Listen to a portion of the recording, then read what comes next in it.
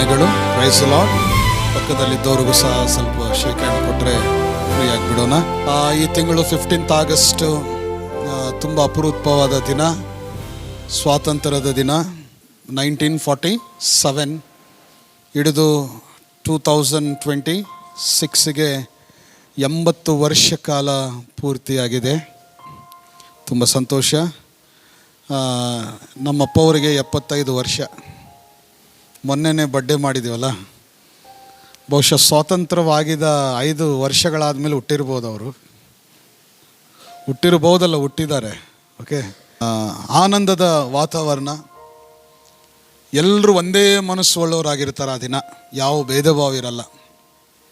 ನಿನ್ನೆ ನಾನು ರಸ್ತೆಗಳ ಮೇಲೆ ನೋಡ್ತಾ ಇದ್ದರೆ ಪ್ರತಿಯೊಬ್ಬರು ಸಂತೋಷದ ಸಂಭ್ರಮದಲ್ಲಿ ಹೋಗ್ತಾ ಇದ್ರು. ಎಲ್ಲರೂ ತಂದೆ ತಾಯಿಯವರು ಮಕ್ಕಳನ್ನ ಹಿಡ್ಕೊಂಡು, ಜೆಂಡಗಳನ್ನು ಹಿಡ್ಕೊಂಡು, ಮತ್ತು ಚಿಕ್ಕ ಮಕ್ಕಳು ಶಾಲೆಯಿಂದ, ಕಾಲೇಜಸ್ಸಿಂದ, ಸ್ಟೂಡೆಂಟ್ಸು, ವರ್ಕರ್ಸು, ಪ್ರತಿಯೊಬ್ಬರದ್ದು. ಕ್ರಿಸ್ಟಮಸ್ ಒಬ್ಬರು ಮಾಡ್ತಾರೆ, ದಿವಾಲಿ ಒಬ್ಬರು ಮಾಡ್ತಾರೆ, ರಂಜಾನು ಒಬ್ಬರು ಮಾಡ್ತಾರೆ.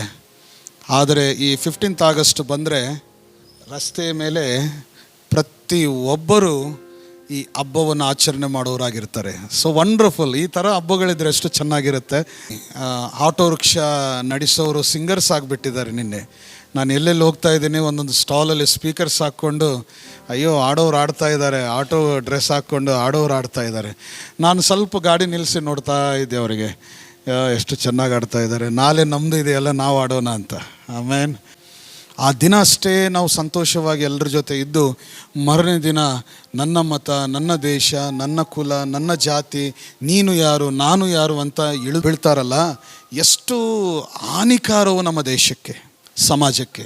ನಮ್ಮ ರೆಸ್ಪಾನ್ಸಿಬಿಲಿಟಿ ಏನಂತ ಅಂದರೆ, ಫಸ್ಟ್ ನಾವು ದೇಶಕ್ಕಾಗಿ ಪ್ರಾರ್ಥನೆಯನ್ನು ಮಾಡಬೇಕು. ನೋಡಿ, ದೇವರು ನಮ್ಮನ್ನಷ್ಟೇ ಪ್ರೀತಿಸಲಿಲ್ಲ. ದೇವರು ದೇಶದಲ್ಲಿರುವ ಪ್ರತಿ ಒಬ್ಬರನ್ನು ದೇವರು ಪ್ರೀತಿ ಮಾಡ್ತಾ ಇದ್ದಾನೆ. ಪ್ರತಿ ಕುಟುಂಬವನ್ನು ಪ್ರೀತಿ ಮಾಡ್ತಾ ಇದ್ದಾನೆ. May be they are other religion, ಅವರು ಬೇರೆ ಧರ್ಮಕ್ಕೆ ಸಂಬಂಧಪಟ್ಟಿದ್ದವರು ಇರಬಹುದು. ಆದರೆ ಸೃಷ್ಟಿ ಮಾಡಿದ ದೇವರು ಮೆಂಟಲಿಟಿ ಆ ಥರ ಇರಲ್ಲ. ಅವರು ಮೆಂಟಲಿಟಿ ಪ್ರತಿ ಒಬ್ಬರ ಮೇಲೆ ತನ್ನ ಪ್ರೀತಿಯನ್ನು ತೋರಿಸ್ತಾ ಇದ್ದಾನೆ, ಅವಕಾಶವನ್ನು ಕೊಡ್ತಾ ಇದ್ದಾನೆ ಸತ್ಯವಾಗಿ ಜೀವಿಸೋದಕ್ಕೆ. ಆ ಒಂದು ಯೋಚನೆಗಳಿಂದ ನಾವು ಬೆಳೆಯೋರಾಗಿರಬೇಕು. ಇದು ಮೇನ್ ಇಂಪಾರ್ಟೆಂಟ್ ಪ್ರಿಯರೇ. ಯೇಸು ಕ್ರಿಸ್ತನನ್ನು ನಾವು ಅಂಗೀಕರಿಸಿದ್ದೀವಿ. ಯಾಕೆ ಅಂತಂದರೆ, ಇದು ದೇವರು ಕೊಟ್ಟಿರೋ ಒಂದು ದೊಡ್ಡ ಭಾರ. ನಿನ್ನ ಹೃದಯವನ್ನು ಬದಲಾಯಿಸಿಕೊಂಡಿದ್ದ ನೀನು ಅನೇಕರ ಹೃದಯಗಳನ್ನು ನೀನು ಬದಲಾಯಿಸಬೇಕು. This is the main. ದೇಶ ಬದಲಾವಣೆಗಿಂತ ಮನುಷ್ಯರ ಹೃದಯ ಬದಲಾಗಬೇಕು. ನೋಡ್ತೀವಿ ನಾವು ತುಂಬ ಜನರನ್ನು ಬಾಯಿ ತೆರೆದರೆ ತಾಯಿ ಮೇಲೆ ಬೈತಾರೆ. ಅದೊಂದು ರೂಢಿ ಆಗಿಬಿಟ್ಟಿದೆ. ಒಂದೇ ಭಾರತ್ ಅಂತಾರೆ, ಭಾರತ್ ಮಾತಾಕ್ಕೆ ಜೈ ಅಂತಾರೆ. ಯಾಕೆ?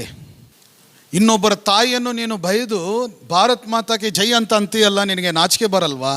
ಒಬ್ಬ ಸ್ನೇಹಿತನ ತಾಯಿಗೆ ನೀನು ಹೊಲಸು ಮಾತಿಂದ, ಮಸ್ಕರಿಯಿಂದಲೂ ನೀನು ಮಾತಾಡ್ತಾ ಇದೆಯಾ ಅಂದರೆ ನಿನ್ನ ಜನ್ಮಕ್ಕೆ ನಾಚಿಕೆ ಬರಬೇಕು. ಯಾಕೆ ಗೊತ್ತಾ? ಭಾರತ್ ಮಾತಾಕಿ ಅಂತ ಇದೆಯಾ, ಭಾರತ ದೇಶ ನನ್ನ ದೇಶ ಅಂತ ಇದೆಯಾ. ಆದರೆ ಭಾರತ ದೇಶದಲ್ಲಿರುವ ತಾಯಂದರಿಗೆ ನೀನು ಏನು ಸನ್ಮಾನ ಕೊಡ್ತಾ ಇದೆಯಾ, ಏನು ಮರ್ಯಾದೆ ಕೊಡ್ತಾ ಇದೆಯಾ ನೀನು? ಈ ದಿನದ ಯುವಕರು ಪ್ರತಿಯೊಬ್ಬರು ಯೋಚನೆ ಮಾಡಬೇಕು. ಮಸ್ಕಿರಿ ಬಂದರೆ ಮಸ್ಕಿರಿ ಆಡ್ರಿ, ಕಾಮಿಡಿ ಮಾತುಗಳಿರ್ತಾವೆ. ಒಳಸು ಮಾತುಗಳಿಂದ ಕಾಮಿಡಿ ಮಾಡೋದಲ್ಲ.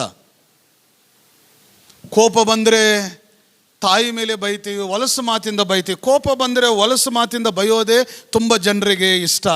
ಆದರೆ 15 ಆಗಸ್ಟ್ ಬಂದರೆ ಜೆಂಡ ಹಿಡಿದು ಓ ಮೇರಾ ದೇಶ್ ಮಹಾನ್ ಅಂತ. ಏನು ದೇಶ್ ಮಹಾನ್? ನೀನು ದೇಶದ ಮರ್ಯಾದೆಯನ್ನು ತೆಗಿತಾ ಇದೀಯಾ? ದೇಶ್ ಮಹಾನ್ ಅಂತ ಯಾಕಂತೀಯ ನೀನು? ಈ ದೇಶದಲ್ಲಿ ಹುಟ್ಟಿರುವ ಪ್ರತಿಯೊಬ್ಬರು ತನ್ನ ತಂದೆ ತಾಯಿಯವರಿಗೆ ಗೌರವ ಕೊಡಬೇಕು, ಇನ್ನೊಬ್ಬರನ್ನು ಗೌರವ ಕೊಡಬೇಕು, ಇನ್ನೊಬ್ಬರನ್ನು ಒಳ್ಳೆ ಮಾತುಗಳಿಂದ ನಾವು ನಡೆಸುವರಾಗಿರಬೇಕು. ಆವಾಗಲೇ ದೇಶ ಊಂಚಾ ರಹೇಗ, ಅಂದರೆ ದೇಶವು ಉನ್ನತವಾದ ಪರಿಸ್ಥಿತಿಯಲ್ಲಿರುತ್ತೆ. ಆವಾಗ ಐ ಲವ್ ಮೈ ಇಂಡಿಯಾ ಅಂತ ನಿನಗೆ ಅನ್ನೋ ಅಧಿಕಾರ ಇದೆ. ಆವಾಗ ಏ ಮೇರಾ ದೇಶ್, I proud to be an Indian ಅಂತ ಅನ್ನಲಿಕ್ಕೆ ನಮಗೆ ಒಂದು ಅಧಿಕಾರ ಇದೆ. ಇದು ಮೇನ್ ಇಂಪಾರ್ಟೆಂಟ್. ಗ್ರೌಂಡ್ ಲೆವೆಲಲ್ಲಿ ನಾವು ಇರಬೇಕು. ಅದಕ್ಕೆ ಅಂಥ ಹೃದಯವನ್ನು ಬದಲಾಯಿಸೋರು ಯಾರಿದ್ದಾರೆ? ಒಬ್ಬ ನೋಡಿದ್ದೆ ನಾನು, ತಲೆಗೆ ಇಷ್ಟು ದೊಡ್ಡ ನಾಮ ಹಚ್ಕೊಂಡಿದ್ದಾನೆ, ಗುಡಿಯಿಂದ ಪೂಜೆ ಮಾಡಿ ಹೊರಗೆ ಬಂದಿದ್ದಾನೆ, ಅಲ್ಲಿ ನಿಂತು ಕೆಟ್ಟು ಹೊಲಸು ಮಾತಾಡ್ತಾ ಇದ್ದಾನೆ ಸ್ನೇಹಿತರ ಜೊತೆಗೆ. ಬಟ್ ಅವನು ಗೊತ್ತಿಲ್ಲ, ಅವನು ದೇವರಿಗೆ ಹೋಗಿ ಪೂಜೆ ಮಾಡಿ ಬಂದಿದ್ದೀನಲ್ಲ, ನಾನು ಪೂಜೆ ಮಾಡಿ ಬಂದ ಮೇಲೆ ಈ ರೀತಿಯಾಗಿ ಹೊಲಸಾಗಿ ನಾನು ಬೈಬಹುದಾ ಅಂತಂದರೆ ಎಷ್ಟು ನಾಚಿಕೆ ಬರುತ್ತಲ್ಲ. ಇಂಥವರಿಂದ ಅವರವರು ದೇವರುಗಳಿಗೂ ಸಹ ಅವಮಾನ, ಅವರವರು ಮತಗಳಿಗೂ ಸಹ ಅವಮಾನ. ಇಂಥವರಿಂದ ಯಾವಾಗಲೂ ನಾವು ದೇಶದಲ್ಲಿರುವಾಗ, ಒಬ್ಬ ಮನುಷ್ಯನಾಗಿ ಜೀವಿಸೋದು ಕಲಿಯಬೇಕು ನಾವು. This is very important. ಅದಕ್ಕೆ ಪ್ರಕಟಣೆಯಲ್ಲಿ ನಾವು ನೋಡ್ತೀವಿ 3:20 ನೋಡಿ, ಒಂದ್ಸಲ ಓದೋಣ. ಈಗೋ ಬಾಗಿಲಲ್ಲಿ ನಿಂತುಕೊಂಡು ತಟ್ಟುತ್ತಾ ಇದ್ದೇನೆ, ಯಾವನಾದರೂ ನನ್ನ ಶಬ್ದವನ್ನು ಯಾರಾದರೂ ನನ್ನ ಶಬ್ದವನ್ನು ಕೇಳಿ ಬಾಗಿಲನ್ನು ತೆರೆದರೆ ನಾನು ಒಳಗೆ ಬಂದು ಅವನ ಸಂಗಡ ಊಟ ಮಾಡುವೆನು. ಯೇಸು ಕ್ರಿಸ್ತನು ಇಂಟೆನ್ಷನ್ ಏನು ಗೊತ್ತಾ? ಮನುಷ್ಯನನ್ನು ಹೃದಯದಿಂದ ಚೇಂಜ್ ಮಾಡೋದು. ಅದಕ್ಕೆ ದೇವರು ಹೃದಯದ ಬಾಗಿಲ ಹತ್ತಿರ ನಿಂತು ಈ ನಾಕಿಂಗ್ ದ ಡೋರ್. ಒಬ್ಬ ಮನುಷ್ಯನು ಇಲ್ಲಿಂದ ಚೇಂಜ್ ಆಗ್ತಾನೋ